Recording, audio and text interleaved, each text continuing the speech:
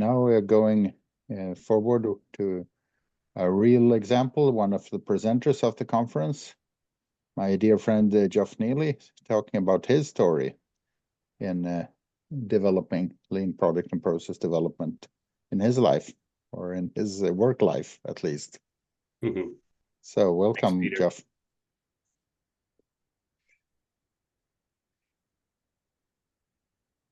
All right. What do you see? Still see the presentation mode? Now it's the editing mode. Yeah, okay. I was afraid of that. All right, I got to put it on the other screen. Bear with me.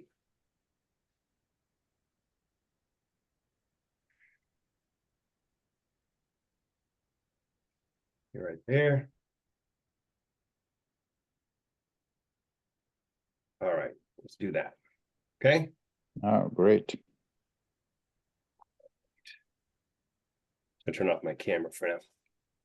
All right, so just a brief introduction to where I work. And I'm grateful to have two colleagues on the call with us, Shannon and Willie. So thanks for joining. But don't tell anybody about the lies I'm about to tell. I'm just kidding. All right, so this is really my story of how we transitioned from an older process to the lean product and product development process. So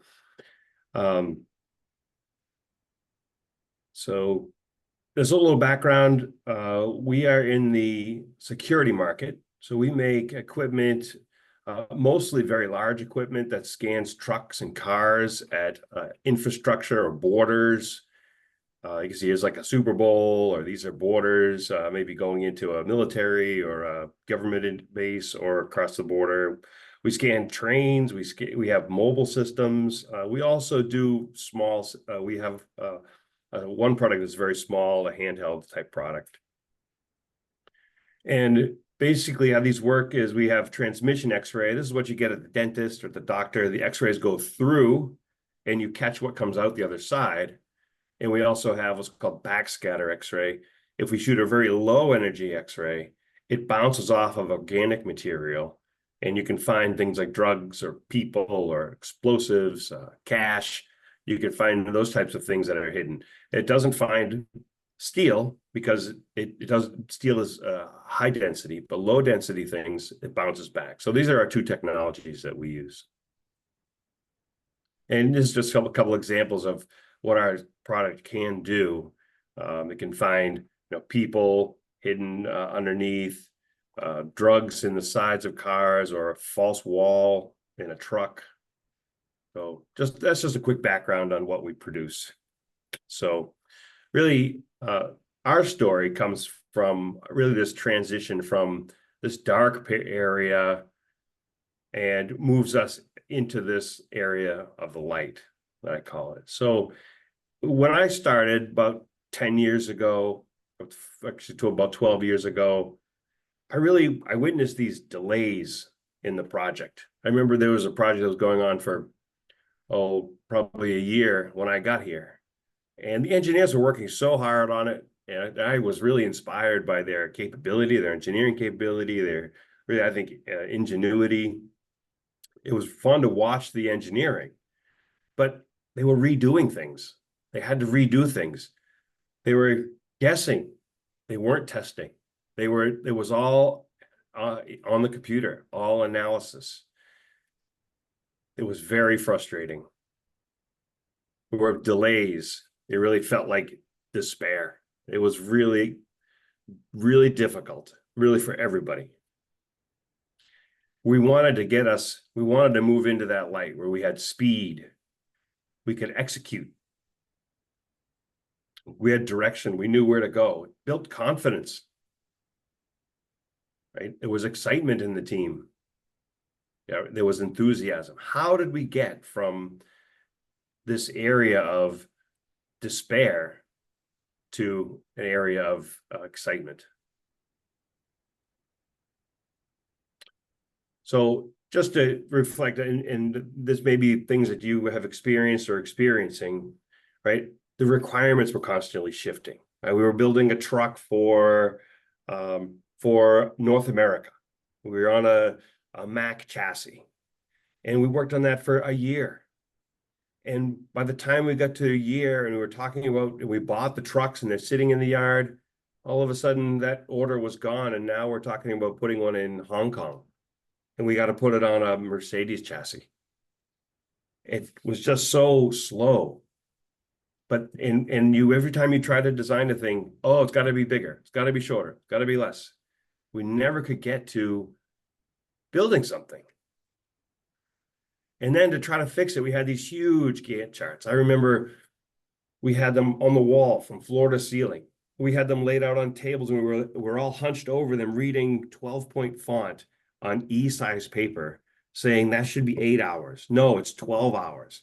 Oh, we forgot a line here, right? This whole section should be copied and duplicated 3 times for each subsystem. It actually gives me agita thinking of it. There was, and that went on and on and on. Try replanning, go back to executive management. Oh, the schedule's too long. Come back. How can we make it shorter? We had dog and pony shows. I don't know if you call it that, if you're familiar with that, but there were presentations that were really just for, to be honest, entertainment. You would go tell the executives how everything's going great and look at all the good stuff we're doing, pretty pictures, analysis, drawings, artist renditions, calculations. We're right on. This is going to be perfect. And it wasn't real. There was nothing real about it. My first day on the job, there was an all hands meeting, and they went over these huge checklists of this is going to fix everything.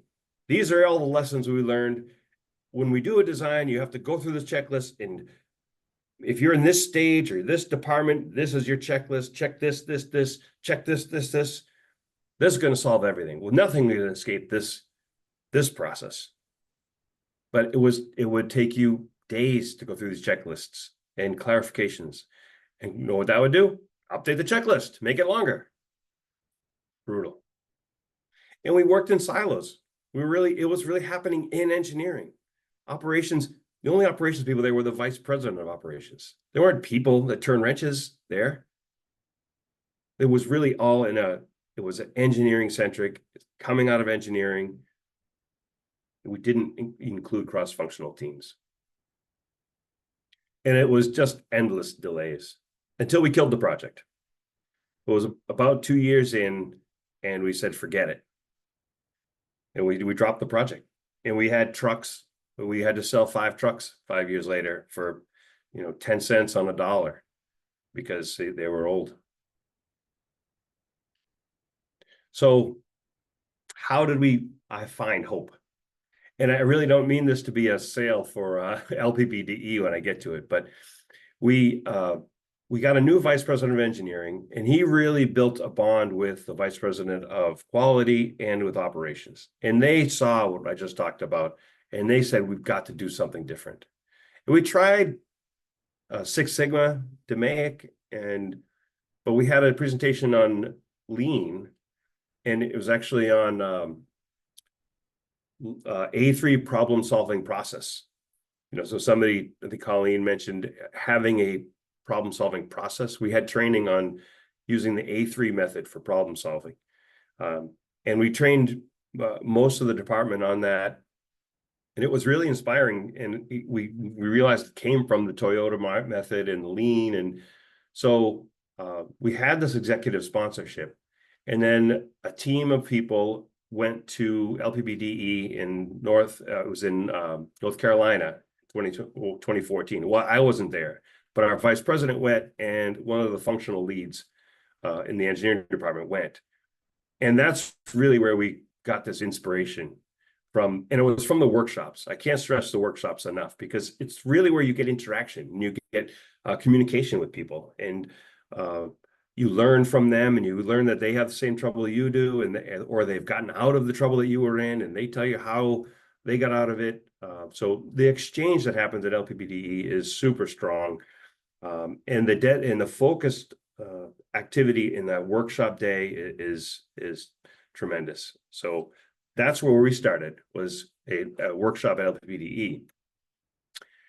We also, then from there, we came back, we got some more in-house training. We had some required reading. This product development for the Lean Enterprise by Michael Kennedy was also known as the Blue Book around the Lean community, was required reading. And everybody, all the leaders, all the managers read it. Very easy read, very straightforward, and it was common sense. It just made sense. And then we came up with, we adopted the founding principles. We call the founding principles a lean product development, lean product and process development. Right, and these are that cadence, pull, and flow. Having a regular occurrence, pulling information, and you will get to the flow. Flow comes from cadence, really from the cadence and from the pull. It's entrepreneurial systems designer. We call him chief engineer. It's easier to say. We adapted the teams of responsible experts. And as again, Colleen was pointing out, trust. It's not just telling the engineers what they need to do and that they're in charge, but also trusting is for management to say, we trust you. And then the set-based innovation, really doing testing, getting knowledge, learning. So cadence, pull, flow, what does that mean to us? And I think this is the backbone. It's the heart. It's what pumps at a regular cadence the lean product development process.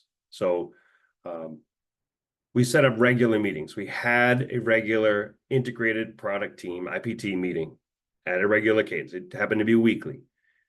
It was an integrated product team with people from operations, from purchasing, from manufacturing, from field service, from the install team, from marketing, from sales. We had somebody, and it was a representative in the team. It wasn't the VP of operations. It was the floor lead or somebody that was actually turning wrenches. So we had those teams, and we were meeting regularly. And then we would meet regularly about design for manufacturability. And we had a regular meeting on design for the cost. And we had a regular technical meeting for that systems engineering approach. We had a regular meeting on the bills of materials and the releases and how the operations will work with the documents created by engineering. And it started from the very beginning of the project. So it matured from the very basic tree structure, kind of like Andy showed with the system level diagram, to the detailed bill of material at the end.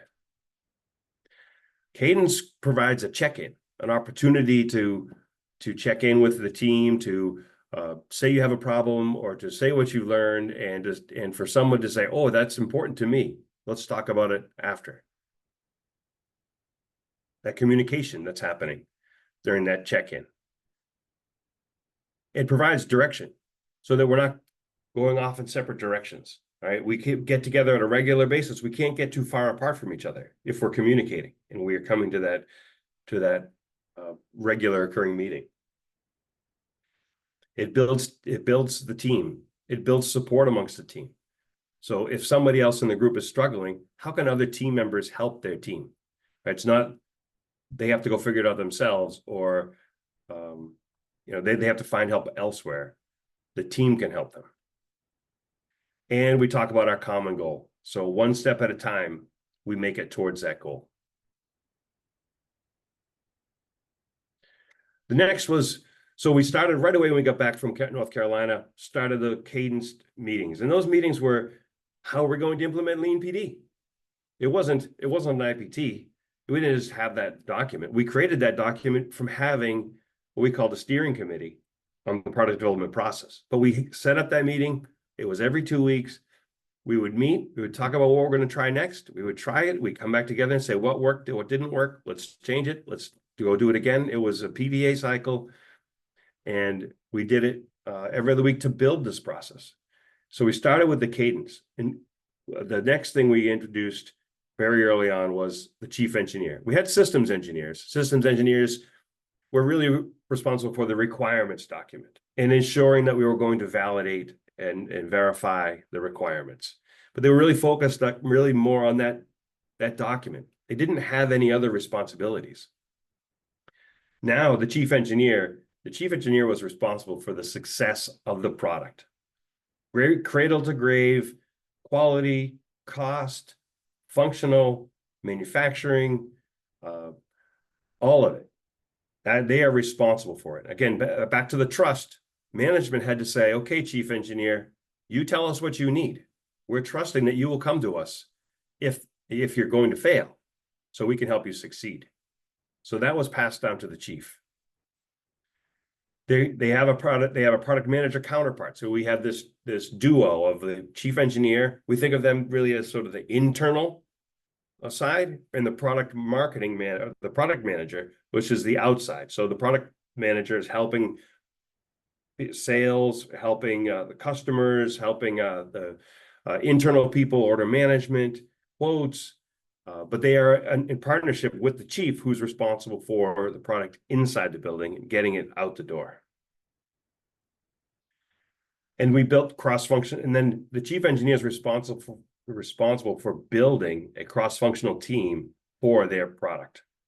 So they say, I need from functional managers and priorities from the executive staff, but I need a mechanical engineer. I need a systems engineer or a software engineer. I need someone from operations. And he is asking for those resources to build the team that they need in order to build the product that they need. And then they're providing the guidance and direction, adjusting flexible requirements. If engineering comes in and says, we can get close to that, but if we don't get quite there, we can save over here, or it can be more flexible. So the chief engineer is responsible for that adjustment and guidance, and if requirements are changing, they're talking to their counterpart as the product manager. So it's flexible, they're listening to the team, and they provide that guidance and directions. And they remove roadblocks. So they are part of this IPT. If the IPT team says we are stuck, we can't get resources, we can't get something tested, their job is to go get that unstuck so that his or her product can be successful. We got this graphic we drew years ago of there's a healthy tension. Manufacturing wants it a certain way, it's their factory. Technology wants it a certain way because they want it to work. But supply chain has their needs for cost or delivery. And the new product and the product manager, they're talking about what the customer really needs, what the market needs. So that chief, there's all this tension. It should be healthy tension, but the chief is responsible for ensuring that the product is successful. And then, as we talked about, teams of responsible experts, right? We trust you. We trust you, chief. And then we trust you, responsible expert, the engineer or the manufacturing person that is on the team. They work directly with the chief. So we have a matrix organization. Our disciplined engineers report, they have a functional manager. But when they're on a team, they're reporting to the chief from a technical standpoint. Is it meeting the requirements? And then if you need anything, say administrative, you see the chief. I can't get there in time. My computer's not working. What is our process for this detail within what we do in our discipline? And we made this graphic. So the chief engineer, the responsible expert, works directly with the chief engineer. The chief is guiding them towards the right product. We're delivering, the responsible experts delivering solutions, technical solutions, right? Functional solutions, product vision. Really, project success is a relationship between the chief engineer and the responsible expert. Technical success, how can the functional manager help the responsible expert meet those technical needs? What are the standards within the, let's say, mechanical engineering group in order to design for seismic? What are we learning that we can bring to the functional manager to the rest of our team? So this is within the discipline, strengthening the discipline, and this is within the project, strengthening the product. You know, only if there's an issue does the functional manager need to talk to the chief. Otherwise, the chief should be talking directly with the responsible expert, right? And then if there's disagreement, we would escalate to the VP. And we had issues where chiefs were going to the VP, function managers were going to the VP, responsible experts were going to the VP. You know, we're not running not everybody's running up to the VP for a direction or to complain. We need to work this out ourselves. We're trusted to get this done. So it should happen in this format here. And then set-based innovation, right? Test many options. Test early, right? Test to failure. Don't just say, yep, it met the goal. Test it to failure. Document that knowledge. This is key, right? What is learning really? Is it what we remember? If I've learned something, is it just because it's in my mind, or is it because it's documented, or because I can access that knowledge later? What does it really mean to learn? And then down select that data, and then success will be assured, right? And that came from the Wright brothers. I think Andy would tell you, I believe one of them called their father the day before they flew and said, "Father, success is assured.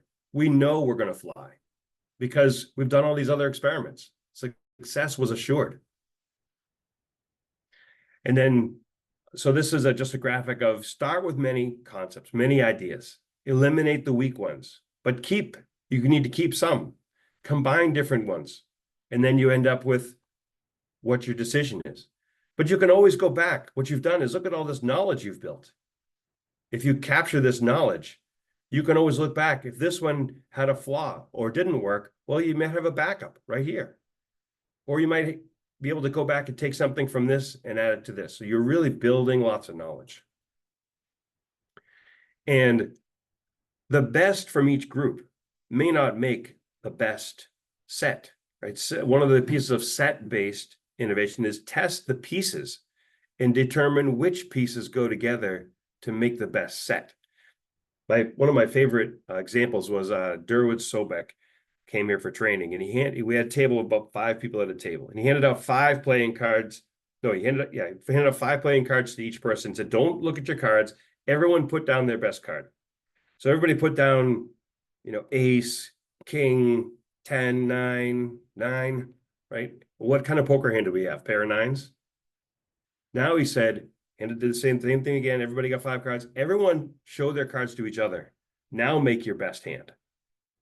And you may end up with 2 10s and 3 5s.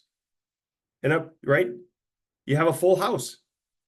So not the best card of each hand makes the best hand. That was the message. But that's what set-based is about. Test a bunch of things, then go put them together and determine which set makes the best product.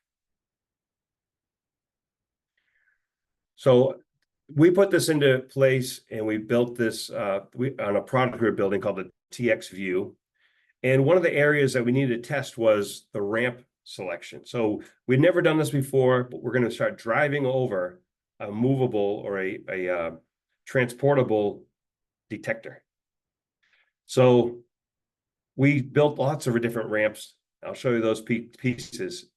But in the end, we still use the same ramp that we came up with from that set-based innovation. We tried certain types of rubber ramps. We tried a cable tray. We tried steel. We tried little pieces of steel. We tried massive steel or aluminum. And we drove over them. You can see the tire marks. There's a tire right in that picture there. We drove over them. Rain, snow. And we documented them all. We actually made it a bit of a contest. And in the end, we documented that. How did we choose? What did we choose? Here's a picture of us on the ice and snow on a hill with a truck. And we did all this testing before we released anything to development or to operations to build. We did all of this testing. We had all this knowledge of the span and how much it's going to bend and the stresses and the forces. And actually, this is the ramp that we still use today, shown here on the left. So remaining in the light is not easy, though. And I'll probably talk about that more in the future. But what are those forces that pull us back to the darkness, right? New people come in, they don't know what we've learned. They have their own processes. New leadership, they have their own market demands are challenging. And, enticing us to cut corners or to skip a step. And it really happens without intention. It just sort of deteriorates if you don't maintain it. So in summary, these, I believe, are the transition tools that we used to make that transition. Right? We started with that cadence, set up the cadence. I think it's like going to the gym. If you go to the gym and you go regularly, you're healthy. If you stop going, if you go to the gym and then you take a day off, or you take 2 days off, and then you're like, I don't really want to go back. All of a sudden, you're not at the gym anymore. So set up that cadence, make it valuable. And then the next one was empowering your teams, trusting and inspiring, right? Trust your teams, allow them to make decisions, allow them to execute, and then to escalate to you if they're stuck, right? And then give them guidance. Test, learn, and document that learning. Share that learning amongst your teams and make it accessible so that you can come back and learn from them so that you don't make the same mistakes. You don't have to make them over again. Right? That's it. Anybody there? Still there? Yeah. Any questions? Let's not speak and talk about the process. Hey, Geoff? Something else. Yes. Stuff. Hey, when you build those prototypes coming out of your set-based models, you build all the different combinations of prototypes. How do you decide? Do you use a integration event, or what kind of a process do you use to kind of converge on your design? Yeah, we had set requirements, such as it couldn't, well, number one, it had to protect the detector inside it, so it didn't get crushed. So we would run it and then measure whether the detector or a sacrificial detector was getting damaged. It couldn't flex, it has to stay still. So we had certain requirements that we judged each one against. And then we would document it on that A3. We would share it with the team. We would talk about it at IPT meetings. I wouldn't say we had a specific integration event to say this is where we're going. The responsible expert, along with the chief, says, here's the data. The data says we should go in this direction. That's shared with the IPT team. It's also discussed at DFM meetings, which ones are easier to build, which ones are easier to assemble. So all of that gets factored into the decision, and it's done out in the open in front of the IPT, the integrated product team, so there are no surprises. Got it. Awesome. So you're basically, as you're doing the work, you're keeping people informed and keeping it exposed. Gotcha. Interesting. Okay. Thank you. Colleen. Yeah, let me know if this question might be kind of a big one, but as far as the org chart, would you say your IPT was set up primarily defined by program, and then each of the chief engineers or program leads would be requesting resources from functional leaders in order to budget appropriately? And who at the end of the day was who was making that call about who was being placed on what program to ensure that there's balanced resources and that you're respecting queuing theory so that you're not over capacitizing your organization? Yeah, that was done at the functional manager level. So the functional managers would meet and talk about the resource level, and they would meet with the chiefs. Chiefs would say, I need these types of people. I said, we don't have those people. That project's going to delay.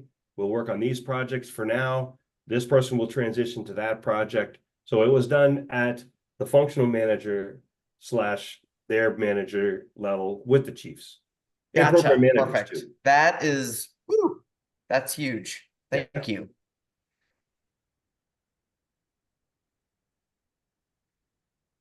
Good. Then we thank you, Geoff, for a wonderful presentation. Thank you. Stop the